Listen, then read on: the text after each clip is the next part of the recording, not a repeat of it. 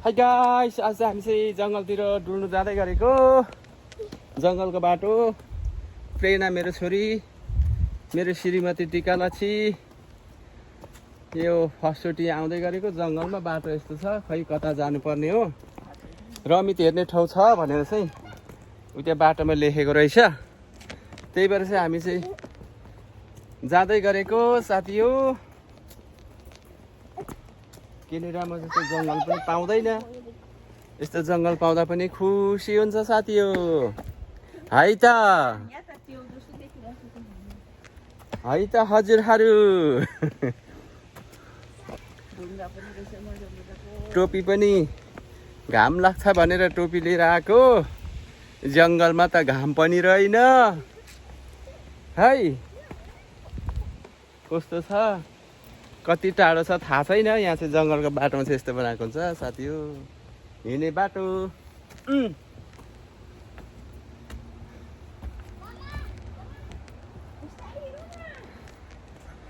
High guys, मेरो छोरी जाँदैछ जङ्गलको बाटो। निङ्गुरेहरू पनि हुर्किसकेछ।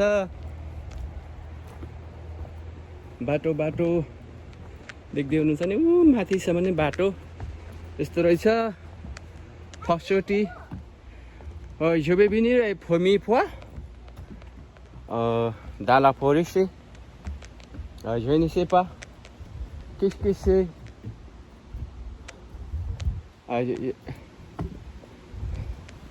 Treloai pici je ne sais pas. Je vous marche. Je vais aller aussi.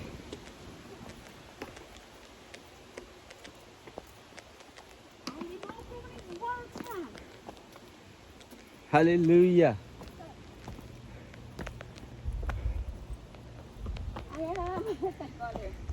Prena, hi.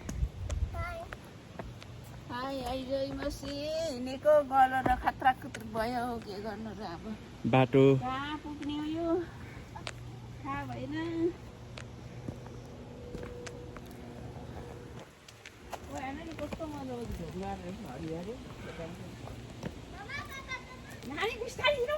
हिँड्नुहोस् न, हिँड्नुहोस्।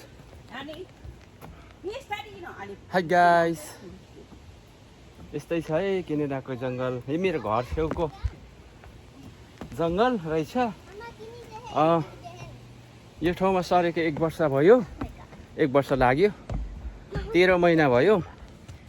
अनि 13 महिनाको अवधिमा चाहिँ यो जङ्गलमा आएको। खै डाँडामा रमित हेर्ने ठाउँ छ दुर्पिनबाट भनेर तल बाटोमा लेखेको छ। जानु पाउँछ पाउँदैन, कस्तो छ, सित्तैमा दिन्छ या पैसा तिर्नुपर्छ त्यो पनि थाहा छैन। अब भरै पुगेर गएर विचार गर्नुपर्ने छ, हेर्नुपर्ने छ है साथी हो। जङ्गल जङ्गल ढुङ्गाको ओडा पनि त्यहाँ रहेछ। हेर्नु साथी हो, त्यो ढुङ्गाको ओडा दिँदै हुनुहुन्छ। ओडा डाँडा काँडा डाँडा काँडा छारीले तिम्रै गीत गाउँछ। I'm so sorry. जय मसी सबैजनालाई परमेश्वरले दिनुभएको दिन, परमेश्वरले सिर्जनु भएको ऋतु है, जङ्गल वनपाखा गौँजाइदियो है भनेर गीतले भजनले भन्छ। वनपाखा गुन्जाइदेऊ है, पापको सप मेट्नलाई यीशुजी आउनुभयो। मान्छेलाई नयाँ रूप दिन रगत बगाउनु भयो। स्वर्गको ढोका खुल्लै छ उनैको कृपाले। माया गरेर पापीहरूलाई उनैले बचाए। सम्झाइदेऊ सबैलाई, बुझाइदेऊ ऊ सबैलाई। सम्झाइदेऊ सबैलाई बनपाक खागु जाइदेऊ है। हाय जय मसी, परमेश्वरले हजुरहरूलाई आशिष गर्नुभएको होस्। भाइ भाइ हामी बाबु जानेछौँ अझै हो कहाँ छ भएर भेटौँ है त। हेलो गाइस, हामी चाहिँ रमित हेर्नु गएको तर ठाउँमा पुगिएन। अब माथि गएको गाउँतिर निस्किगयो अनि गाउँमा सोधेको अझै धेरै छ माथि जानु भनेर भन्यो, त्यही भएर नानी गले, त्यही भएर हामी चाहिँ फर्क्यौँ साथी हो। अब फेरि जाँदाखेरि पुगिन्छ कि यो पालि चाहिँ पुगेन साथी। हेर्नु न भस चाहिँ फाँडेको गाउँ जङ्गलमा। हामी पनि भुटानमा यसरी जङ्गल फाँड्थ्यौँ अनि मकै रोप्थ्यौँ है, त्यो याद आयो। गाउँ जङ्गल हेर्नु न चिचिनकोटे।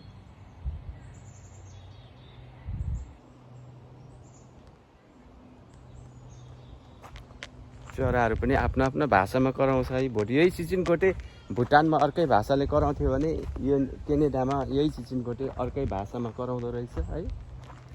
अनि त्यस्तै हामी पनि यो ठाउँमा आयो, हाम्रो नेपाली भाषा बुझ्दैन, यहाँको फ्रान्सै बोल्नुपर्छ। त्यस्तै चराहरू पनि स्वयं भुटानको आवाज, उहाँको लिपि नभएर फाल्टै लिपिले कराउनुहुन्छ, फाल्टै स्वर, फाल्टै भाषा है साथी हो। हुन्छ, तपाईँहरूलाई कस्तो लाग्यो यो मैले छोटो भ्यू हजुरहरूलाई देखाएँ। यदि हजुरहरूलाई मन परेछ भने लाइक अनि सेयर गरिदिनु होला है त। हुन्छ, सबैजनालाई परमेश्वरले आशिष गर्नुभएको होस्। हजुरहरूदेखि म ओझल हुन चाहन्छु, हजुरहरूकै छोरा अम्बर राई। जय मसी, बाई।